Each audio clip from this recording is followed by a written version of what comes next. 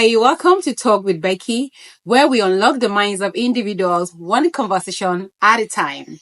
This episode, we shall be looking at the topic, why are women more willing to let a man educate a child who isn't biologically his, yet reluctant to do same for a child not their own? So find out in this episode as I invite my guest, Chioma Otieh. So, guys, give it up for my guest, Chioma Otieh.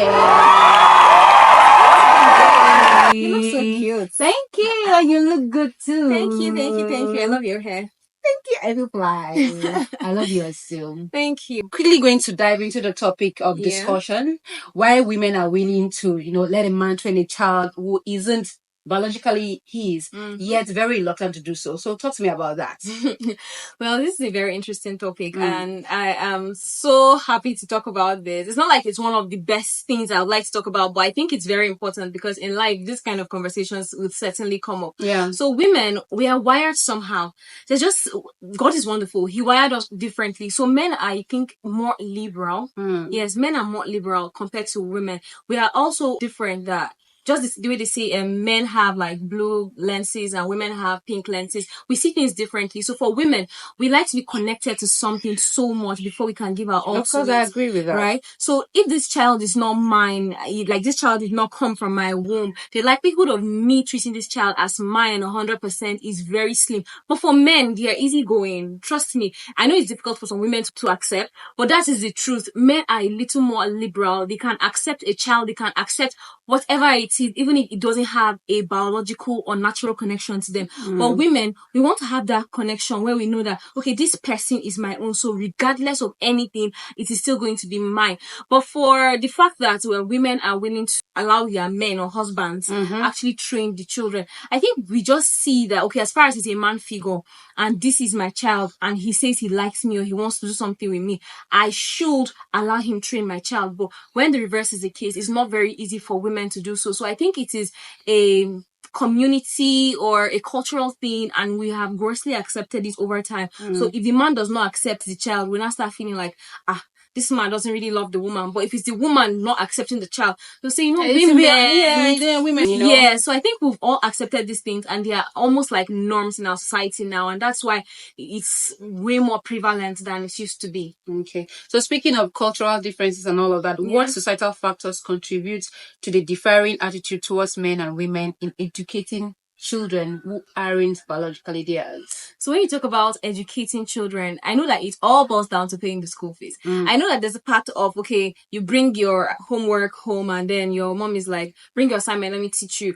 Or your dad is like, bring your assignment, let me teach you. But I'm going to kind of base my conversation here now around paying school fees more like it. So men, it is just, I don't know who got us there, but we know that it is the men that are meant to be the breadwinner of every family. So whether or not it is their child, as far as school fees needs to be paid, the man has to be the one paying the school fees, except in some families where the woman is more or less like the breadwinner. So she's the one that's going to cater to the children in terms of the education, in terms of feeding, in terms of clothing and every other way. So cultural influence, I would say, is the fact that we feel like masculinity is directly proportional to responsibility. So whether or not it is your child, just pay the school fees. And when it comes to some other parts, like actually teaching the child stuff at home, which is like another tilt to educating the child, women, except some women that probably have a lot of time, or women that are very interested in education, or women that they don't have like other options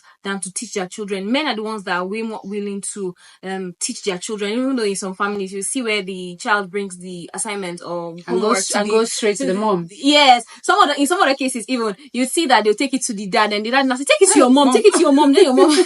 I know what they say, that children get their intellect or intellectual capacity from their mothers. So I feel like men feel more relaxed when it comes to that. They feel like that is the responsibility of the wife to some extent. They are more responsible to like taking care of the school fees, all the financial area. But yes, cultural influences have really played a huge role in terms of determining certain things. And at this point, we cannot even argue with them because they have come to stay and they're like status quo now. So whether we like it or not, we have to accept it. Yeah. We got to accept it. Yeah. So what role does empathy play in determining one's willingness to actually educate a child, not biologically theirs? No, in this way, like in this terms now, we're talking about empathy. How does that play in? Yes. So for me, empathy is a very abysmal thing. People think that empathy is just me telling you my problems and you saying the best words when I need it. It's a high level of emotional intelligence. So whenever you talk about empathy, it's about trying to put yourself in the perfect shoes of the person you are trying to probably profess solutions or give counsel to. So when it comes to training a child or educating a child, empathy is very important because you now as a man, most of the time, like I just said earlier, is the men that usually like fend for the school fees and all of that. But it takes a lot of empathy for you to want to accept taking care of a child or doing something, even if the child is not biologically yours, because you feel like, okay, there are a million or more children that are parentless or that are in orphanages and other places.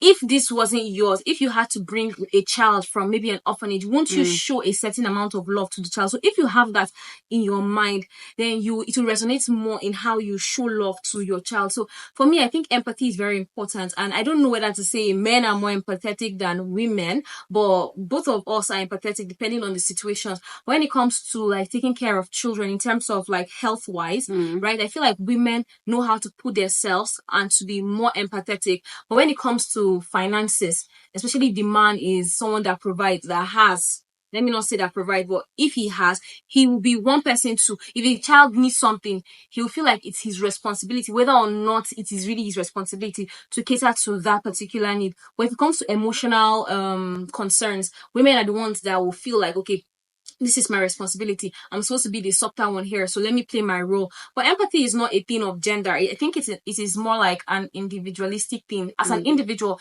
if you're empathetic, you will show it towards anybody. Of course. So if it's just like, you cannot give what you don't have. You cannot pour from an empty cup, right? So if you don't have love within yourself, you cannot show love. If you cannot show empathy to yourself and to your immediate community, you cannot show it to anybody else. So I think it is you learning to show empathy to yourself, to people around you, and then you can show it to anybody, whether or not they are biologically related to you. But before you leave the show, can you just say a word to the viewers on this topic? Oh, so now I think I've said almost everything that I want to say in the video, right? I want to hear your voice. Keep saying it. Yeah, I know I have a good voice. Thank you very much. So, I feel like empathy is very important in this time and age. So whether or not it's in a case where you have to show love to a child or you have to show love to a spouse, learn to just spread love around, because you don't know how far it would go. So be empathetic, even if it is not something that is exactly your business. But if you have one thing or the other to say to someone that will make the person feel a bit relieved, just always feel free to share your opinion or help in any way that you can. I think it's going to help our homes, it's going to help our states, our country, and the world at large. And that's what I have to say. Make the world a better place. Yes, we need to make the world a better place. Thank you so much, Chioma, for coming. Yeah, I'm so happy to have you here, and I hope that you want to come again. Yes, I want my viewers to keep hearing your beautiful voice. Like, oh my goodness, she just insulted my voice. She's like, no. That's not what I sound like. So beautiful. But before you leave the show, girl, we have a ritual here.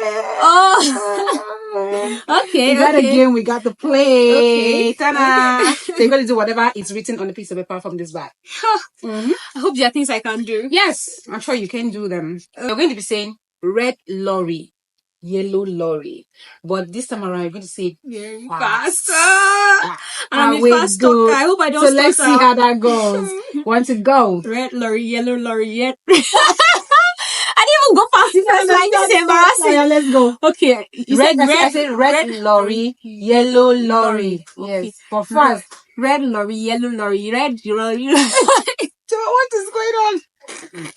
Now I feel embarrassed. You guys are laughing at me at this time. No. Let me try again. Red lorry, yellow lorry, red lorry, yellow lorry, fast, red lorry, yellow lorry, red lorry. Yeah. What I heard was that was the only thing I heard. Yeah, going to come out this place in public like this. Oh my God. Thank you so much, Chioma. Thank you. Thank you for coming. It was a pleasure having you. Thank you so much for having me. Thank you so much. So guys, we've come to the end of another insightful episode on Talk with Becky. First and foremost, I want to say a big thank you to Chioma Otieh for finding time to be here and to talk to us on this topic. And you, my viewers, if you enjoyed this episode, please hurry to my YouTube channel. Don't forget to leave a like, your comments, and share this video across every other social media platform. And most importantly, subscribe. Very important. Subscribe. We need your subscriptions. It's very important. So for now, bye, and we'll see you again in our next video. Bye.